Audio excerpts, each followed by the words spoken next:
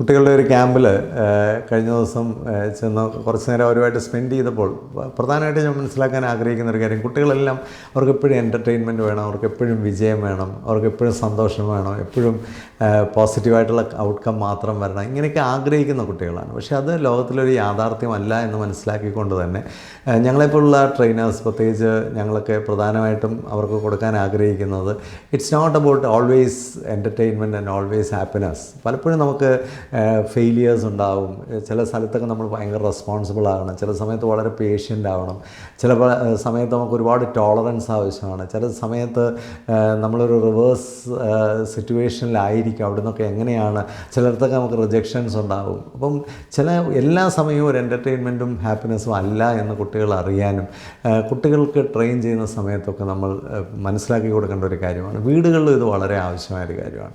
എപ്പോഴും എൻ്റർടൈൻമെൻറ്റും എപ്പോഴും ഹാപ്പിനെസ്സും എപ്പോഴും അവർക്ക് ഇഷ്ടമുള്ള ആഹാരവും എപ്പോഴും അവർക്ക് ഇഷ്ടമുള്ള കാര്യങ്ങളും അങ്ങനെയല്ല, ചില സമയത്തൊക്കെ ഇഷ്ടമില്ലാത്ത പല കാര്യങ്ങളിലൂടെയും കൂടെ അവർ കടന്നു പോവുകയും അതൊക്കെ ഒരു ലാർജറായിട്ടുള്ള അല്ലെങ്കിൽ ഫാമിലിയുടെ മൊത്തമായിട്ടുള്ള ഒരു ലക്ഷ്യത്തിലേക്കുള്ള ഒരു റെസ്പോൺസിബിലിറ്റിയാണ്. അങ്ങനെയുള്ള കാര്യത്തിൽ അവർ കമ്മിറ്റഡ് ആയിരിക്കേണ്ടതായിട്ടുണ്ട്, അങ്ങനെയുള്ള കാര്യങ്ങളുമായിട്ട് അവർ ടോളറൻ്റ് ആയിരിക്കേണ്ടതായിട്ടുണ്ട്, അങ്ങനെയുള്ള കാര്യത്തിലൂടെ കടന്നു പോകാനൊക്കെ അവർ അഡ്ജസ്റ്റ് ചെയ്യേണ്ടതായിട്ടുണ്ട്. ഇതൊക്കെ ചെറിയ പ്രായം മുതലേ കുട്ടികൾ മനസ്സിലാക്കുന്ന ഒത്തിരി നല്ലതാണ്. ഇത് നമ്മളുടെ വിദ്യാഭ്യാസത്തിലും ഉണ്ടാവണം, പാരൻറ്റിങ്ങിലും ഉണ്ടാവണം. It's not always about happiness and enjoyment. Entertainment അല്ല എപ്പോഴും നമുക്കിങ്ങനെ കുളിര് കോരിയിടുന്ന റീലുകളും കണ്ടുകൊണ്ടിരിക്കാൻ പറ്റുന്ന ഒരു സാഹചര്യം വലിയ രോഗാതുരമായൊരവസ്ഥയാണ്.